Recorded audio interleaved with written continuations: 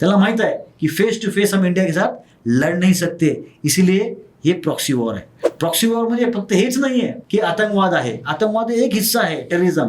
Proxy war दुसरा हिस्सा काय आहे? काउंटर फेट करन्सी. भारतामध्ये त्यांनी पसरवली होती ना, फेक करन्सी. सेकंड काय आहे? नार्कोटिक टेररिझम, जे तुम्ही मुंबईला, पुण्याला आसपास जितके बघता नार्कोटिक टेररिझम आहे.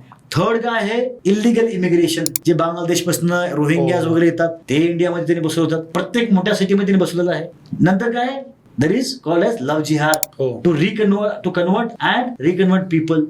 ते कसे आहेत? काही भारतामध्ये काही असे त्यांचे मॉड्यूल्स आहेत, सगळं नाही म्हणत मी, काही लोक आहेत जे त्याला मदत करतात पैशासाठी किंवा धर्मासाठी. भारतामध्ये काही लोक आहेत, त्यांचा ते वापर करतात ISI. सो जे इंडियामध्ये जे इंटरनल सिक्युरिटीचा जे गेम आहे कंट्रोल बाय ISI.